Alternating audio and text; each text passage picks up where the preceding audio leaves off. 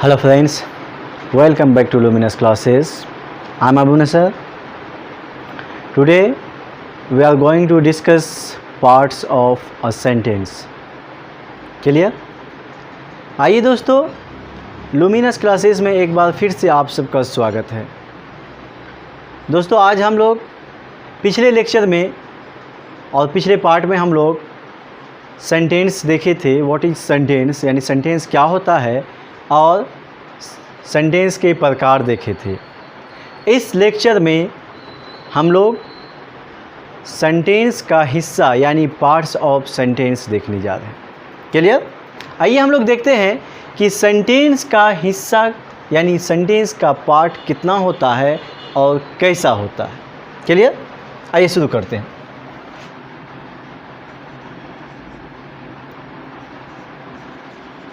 Parts of a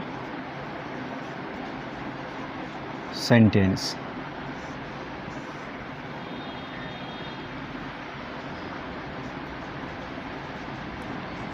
There are two parts of a sentence.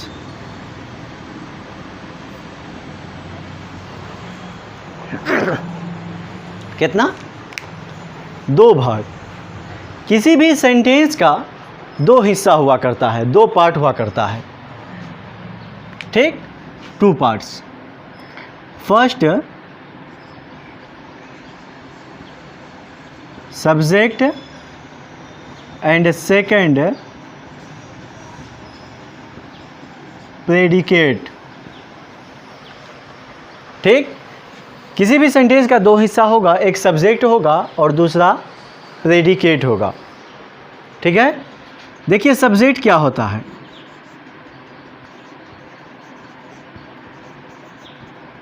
Subject जिसको हिंदी में कर्ता कहते हैं और उर्दू में फाइल कहते हैं, काम करने वाले। ठीक है? तो सब्जेक्ट को होता क्या है, कहता है कि about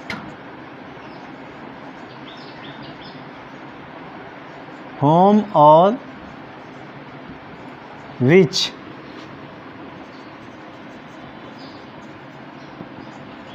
something is said in a sentence is called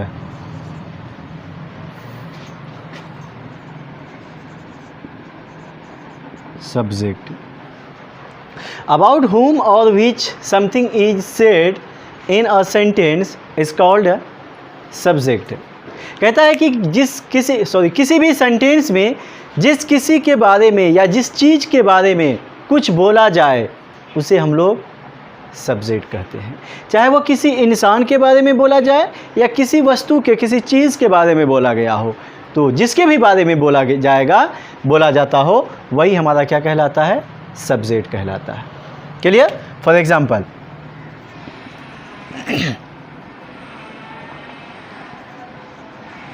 Soni is Sona's wife. Soni is Sona's wife. Soni Sona की पत्नी है। यहाँ पर किसी के बारे में कुछ बोला गया है। किसके बारे में क्या बोला गया है? तो सोनी के बारे में बोला गया ना। देखिए गौर से, किसके बारे में बोला गया? सोनी के बारे में कि सोना की पत्नी है। तो जिसके भी बारे में जो कुछ बोला जाएगा वो क्या कहलाएगा? सब्जेक्ट कहलाएगा। इसलिए हमारा सोनी क्या हो गया? सब्जेक्ट। क्लियर? और ले लीजिए, We are students. We are students. यहाँ भी किसी के बारे में कुछ बोला गया है। क्या बोला गया है? कि स्टूडेंट्स हैं। किसके बारे में बोला गया कि स्टूडेंट्स हैं? तो हम लोग क्या हैं? स्टूडेंट्स हैं। यहाँ हम लोगों के बारे में बोला गया, यानी वी इज सब्जेक्ट। क्लियर? एक और ले लीजिए, योर फादर इज इल, आपके पिताजी बीमार हैं। यहाँ भी किसी के बारे में बोला गया है। किसके बारे में बोला गया? Your father. तो योर फादर क्या हो गया? सब्जेक्ट हो गया ना। योर फादर क्या हो गया? सब्जेक्ट। एक और ले लीजिए, the fan is new. The fan is new. किसी के बारे में कुछ बोला गया है? किसके बारे में बोला गया है कि नया है? फैन के बारे में, पंखा के बारे में। इसलिए द फैन क्या हो गया? सब्जेक्ट। क्लियर? अब आइए, अगला हमारा क्या है? नेक्स्ट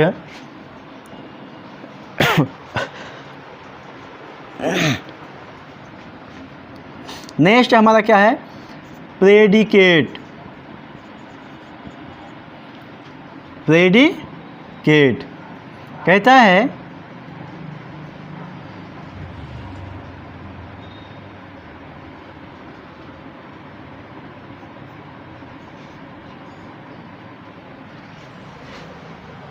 प्रेडिकेट किसको बोलेंगे?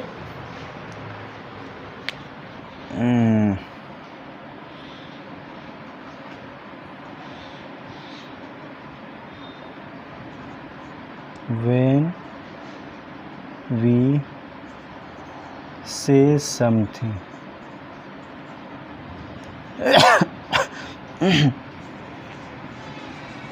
about subject, when we say something about subject, that is called predicate. कहता है कि जब हम लोग सब्जेक्ट के बारे में कुछ कहते हैं, वही क्या कहलाता है? प्रेडिकेट कहलाता है। या ये भी कह सकते हैं, what is said about subject is called predicate. What is said about subject is called predicate. यानी सब्जेक्ट के बारे में जो कुछ भी कहा जाए वो क्या कहलाता है? प्रेडिकेट कहलाता है। याद रहे कि जिसके भी बारे में, किसी भी सेंटेंस में किसी न किसी के बारे में कुछ न कुछ कहा जाता है, तो जिनके भी बारे में कुछ न कुछ कहेंगे वही सब्जेक्ट कहलाता है। फिर कहता है कि अब सब्जेक्ट के बारे में जो कुछ भी बोला गया है, कहा गया है, वो क्या कहलाएगा? प्रेडिकेट कहलाएगा। Clear? For example,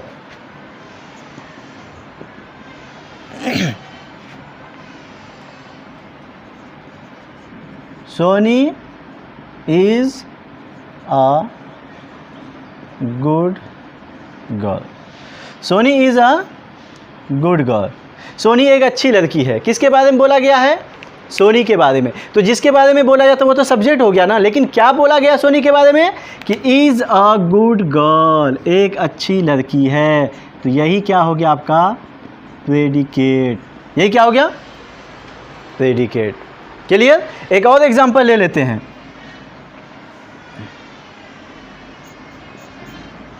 we are learning English. We are learning English. हम लोग अंग्रेज़ी सीख रहे हैं। तो किसके बारे में बोला गया? वी के बारे में क्या बोला गया? कि अंग्रेज़ी सीख रहे हैं। Are learning English. All are predicate. नहीं समझे बात को? समझ गए ना? सब्जेक्ट के बारे में जो कुछ भी बोला गया वो प्रेडिकेट होगा। क्लियर? हाँ, एक और बात, सब्जेक्ट जो है हमारा वो एक वर्ड का भी हो सकता है और ग्रुप ऑफ वर्ड्स भी हो सकता है। प्रेडिकेट एक वर्ड का भी हो सकता है और ग्रुप ऑफ वर्ड्स भी हो सकता है। क्लियर?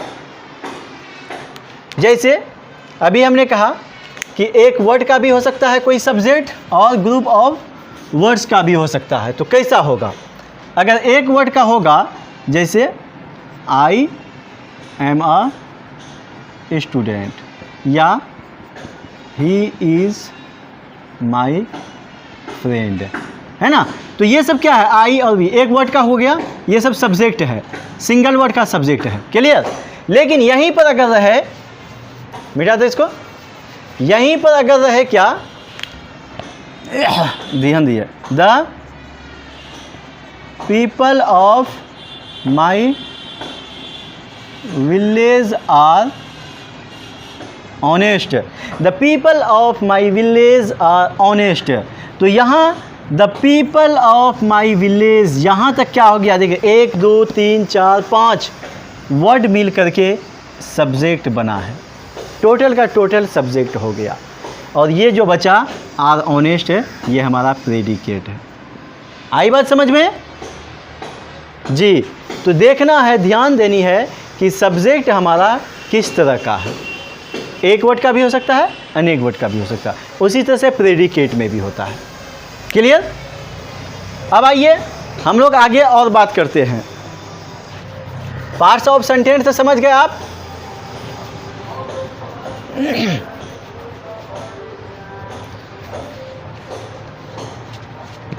देखिए, प्रेडिकेट वाले ही भाग में सब्जेक्ट तो ठीक ठाक है। अब प्रेडिकेट जो होता है, प्रेडिकेट में हमारा क्या क्या हो सकता है? ध्यान दीजिए।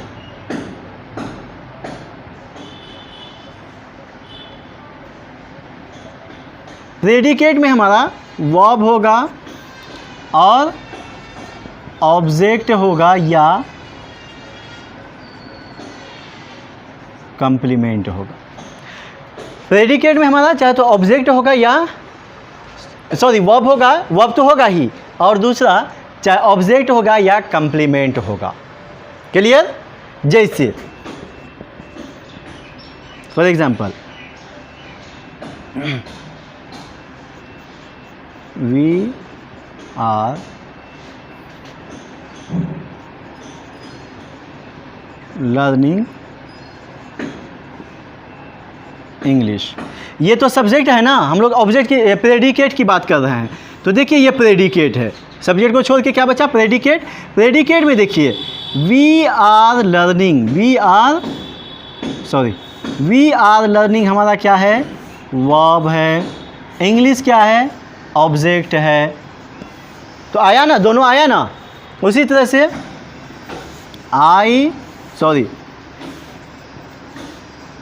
Soni is a nurse. तो सोनी क्या है? सब्जेक्ट है। इज़ अ नर्स क्या है? प्रेडिकेट है। तो ये प्रेडिकेट कितने भाग में होंगे? 2 भाग में हो सकता है। तो देखिए कौन कौन है। ये इज़ हमारा वर्ब है, इज़ क्या है? वर्ब है। ये कंप्लीमेंट है, इज़ अ नर्स क्या है? कंप्लीमेंट है। तो एक चीज़ ध्यान में रखनी है कि किसी भी सेंटेंस में 2 भाग तो होगा, सब्जेक्ट होगा और प्रेडिकेट होगा। लेकिन प्रेडिकेट के लिए एक बात याद रखिएगा कि प्रेडिकेट में वर्ब का होना नेसेसरी है। ऑब्जेक्ट या कंप्लीमेंट हो भी सकता है, नहीं भी हो सकता है। क्या कहा हमने? कि किसी भी प्रेडिकेट में वर्ब का होना 100% नेसेसरी है, लेकिन ऑब्जेक्ट या कंप्लीमेंट हो भी सकता है, नहीं भी हो सकता है। क्लियर? देख लीजिए कैसे। अगर हम कहते हैं वी ईट, हम लोग खाते हैं, तो वी क्या है? सब्जेक्ट है। ईट क्या है? प्रेडिकेट हो गया, हुआ नहीं हुआ? ये सब्जेक्ट हो गया। लेकिन अब देखिए ये एक सेंटेंस है, मुकम्मल सेंटेंस है। ये सब्जेक्ट हो गया, ये प्रेडिकेट हो गया। तो प्रेडिकेट को हम अगर तोड़ेंगे 2 भाग में तो टूटेगा। सिर्फ ईट बचा है ना, ईट हमारा अकेले है ना, ये सिर्फ क्या है? वर्ब है। क्या है? वर्ब है। और ये यानी क्या बोलते हैं, ऑब्जेक्ट वाला या कंप्लीमेंट वाला भाग नहीं है। इसलिए प्रेडिकेट का ये नहीं कह सकते हैं कि प्रेडिकेट में हमेशा और हमेशा 2 भाग होगा ही, नहीं। प्रेडिकेट में ही वर्ब आता है, ऑब्जेक्ट आता है, कंप्लीमेंट आता है, लेकिन इसका होना ज़रूरी है। ये हो भी सकता है, नहीं भी हो सकता है किसी भी प्रेडिकेट में, लेकिन ये वाला यानी वर्ब का होना नेसेसरी है। विदाउट वर्ब का कोई भी प्रेडिकेट नहीं होगा। ये कोई सेंटेंस ही नहीं होता तो प्रेडिकेट कहाँ से होगा? क्लियर? समझ गए? देखिए ऑब्जेक्ट था ना, ऑब्जेक्ट को भी देख लेते हैं थोड़ा हम लोग। जैसे प्रेडिकेट को देखें उसी तरह ऑब्जेक्ट को भी। ऑब्जेक्ट भी हमारा दो तरह का हुआ करता है, याद रखिएगा। कितने तरह के? दो तरह के ऑब्जेक्ट। एक को बोलते हैं डायरेक्ट ऑब्जेक्ट और दूसरे को बोलते हैं indirect object. Direct object and indirect object आपको मैं दिखाता हूँ। कहता है कि the object which denotes things, short में ही देख लीजिए, the object which denotes things is called direct object. जो वस्तु को दिखाएगा वो क्या कहलाएगा? Direct object. और इनडायरेक्ट ऑब्जेक्ट का मतलब होता है the object which denotes person, यानी क्या बोलते हैं उसको? व्यक्ति।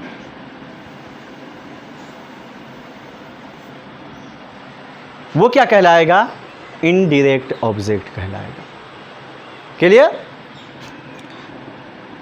ऑब्जेक्ट दो तरह का, ठीक है, एक डायरेक्ट ऑब्जेक्ट और दूसरा इनडायरेक्ट ऑब्जेक्ट। चलिए फॉर एग्जांपल, आई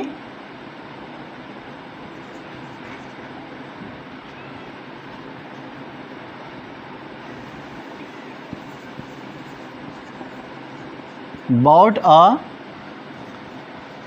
पेन। ध्यान दीजिए, आई बॉट अ पेन, मैं एक कलम ख़रीदा। ये सब्जेक्ट है, ये पेन। ऑब्जेक्ट की बात हम लोग कर रहे हैं। ये तो वर्ब है और ये क्या है? अ पेन ऑब्जेक्ट है। क्लियर? अब देखिए अ पेन क्या हो गया? ऑब्जेक्ट हो गया, लेकिन कैसा ऑब्जेक्ट है? पेन क्या है? थिंग है या पर्सन है? थिंग है ना। जब थिंग होगा तो क्या कैसा ऑब्जेक्ट कहलाएगा? डायरेक्ट ऑब्जेक्ट कहलाएगा। कहलाएगा ना। अब और देखिए, आई नो यू, मैं आपको जानता। ये सब्जेक्ट है, ये वर्ब है, ये ऑब्जेक्ट है, लेकिन कैसा ऑब्जेक्ट है? पर्सन। यू क्या है? पर्सन है या थिंग है? पर्सन है ना। जो पर्सन होता है तो क्या कहलाता है? Indirect object. ये डायरेक्ट ऑब्जेक्ट हो गया, ये इनडायरेक्ट ऑब्जेक्ट हो गया। अब देखिए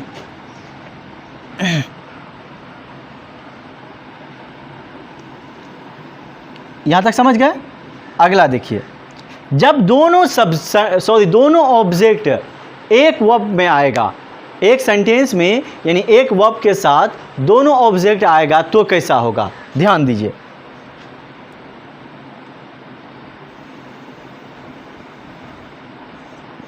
she gave me a pen. She subject है, गेव वर्ब है, ये सब्जेक्ट है, ये वर्ब है, ये मी क्या है? ऑब्जेक्ट है, ये पेन क्या है? ये भी ऑब्जेक्ट है। लेकिन देखिए मी कैसा, किस जाति का है? पर्सन है ना। पेन क्या है? थिंग है ना। तो पर्सन है तो क्या हो गया? Indirect object. थिंग है तो क्या है? डायरेक्ट ऑब्जेक्ट है। इसका मतलब यहाँ पर दो तरह का ऑब्जेक्ट आया है, एक इनडायरेक्ट ऑब्जेक्ट और दूसरा डायरेक्ट ऑब्जेक्ट। एक सेंटेंस में एक वर्ब के साथ दो तरह का ऑब्जेक्ट यूज़ हो सकता है, एक इनडायरेक्ट और दूसरा डायरेक्ट ऑब्जेक्ट। क्लियर? जब दोनों तरह का ऑब्जेक्ट एक सेंटेंस में यूज़ होगा तो आपको ध्यान देनी है कि वर्ब के जस्ट बाद इनडायरेक्ट ऑब्जेक्ट आना चाहिए, ना कि डायरेक्ट ऑब्जेक्ट। क्लियर? अगर बोलिएगा कि डायरेक्ट के इनडायरेक्ट के जगह पहले अगर डायरेक्ट ऑब्जेक्ट आ गया तो फिर क्या सही होगा या गलत? बिल्कुल सही ही होगा, लेकिन बेहतर यही है कि वर्ब के बाद आप इनडायरेक्ट ऑब्जेक्ट यानी पर्सन वाले ऑब्जेक्ट को रखिए और थिंग वाला ऑब्जेक्ट को बाद में रखिए। अगर हम ऐसा ले लिए कि शी गेव अ पेन। अब देखिए हमने क्या किया कि डायरेक्ट ऑब्जेक्ट को पहले लिया है और इनडायरेक्ट ऑब्जेक्ट को क्या करना है, बाद में लेना है। जब डायरेक्ट ऑब्जेक्ट को यानी क्या कहते हैं, थिंग को, वस्तु को पहले लेंगे और पर्सन को, व्यक्ति को बाद में लेंगे, तो उससे पहले यानी इनडायरेक्ट ऑब्जेक्ट से पहले प्रीपोजिशन लग जाता है, यानी टू लग जाएगा, तब मी हो जाएगा। क्लियर? यहां तक समझ गए? क्या आपको हम एक ऐसा ट्रिक ना बताएं जिससे कि आप इजीली, आसानी के साथ सब्जेक्ट और ऑब्जेक्ट को खोज लेंगे? चाहिए ना? तो आइए मैं आपको वो ट्रिक देता हूं। ट्रिक किसके लिए? To find out the subject और ऑब्जेक्ट। आइए सब्जेक्ट और ऑब्जेक्ट खोजने का ट्रिक, अगर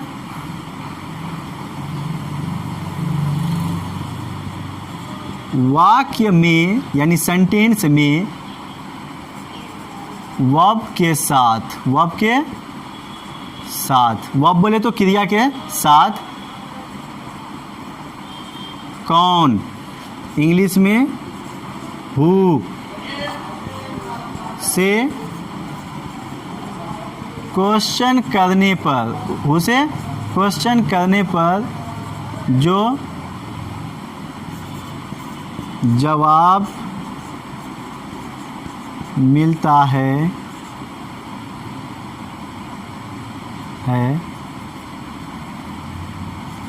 वह या वही सब्जेक्ट कहलाता है। वही क्या कहलाता है? सब्जेक्ट कहलाता है।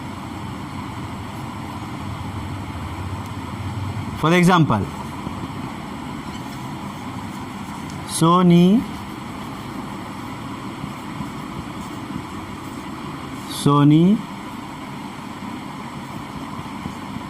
गांव जा रही है। सोनी गांव जा रही है, तो कौन क्या कहता है कि वाक्य में वर्ब के साथ कौन से, यही कौन से क्वेश्चन करेंगे। तो यहाँ वर्ब क्या है? जाना, जा रही है। तो सवाल बनाइए, क्या बनाना है, क्वेश्चन क्या बनाना है कि कौन जा रही है, कौन जा रही है। तो जवाब में आपका क्या मिलेगा? जवाब में क्या आएगा? सोनी आएगा। इसका मतलब सोनी क्या हो गया? सब्जेक्ट हो गया। क्लियर? तो सवाल किससे करने हैं? Who is going, Soni is going, then Soni is subject. Next दूसरा नंबर देखिए, ट्रिक नंबर 2, ऑब्जेक्ट यानी वाक्य में क्रिया के साथ किया, कामा, किसे या किसको, यानी व्हाट या whom से क्वेश्चन करने पर जो जवाब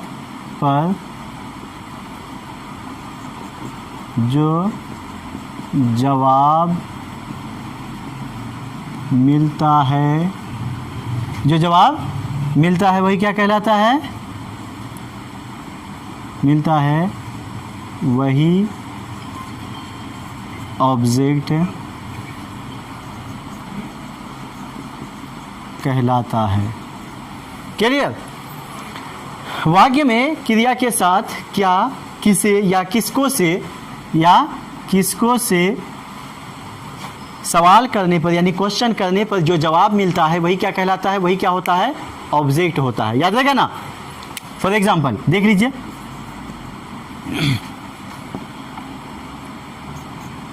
ही बाउट अ बुक, वह एक किताब खरीदा। क्या खरीदा? एक किताब खरीदा। जवाब मिला ना, क्या का जवाब मिला? जो जवाब मिला वही क्या मिला हो गया? ऑब्जेक्ट हो गया। क्लियर? एक और चीज,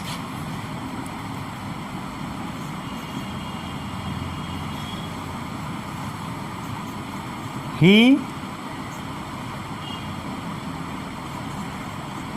called me. He called me, वह मुझको बुलाया या मुझे बुलाया। किसको बुलाया? मुझको। किसे बुलाया? मुझे बुलाया। तो मुझे क्या हो गया? मी ऑब्जेक्ट हो गया। क्लियर ना? बस इतना। अब यहाँ पर आपका सेंटेंस और सेंटेंस से रिलेटेड जितनी भी बातें थी वो सब के सब हमने आपके सामने रख दिया। आई होप कि आपको ये वीडियो, आपको ये लेसन अच्छा लगा होगा।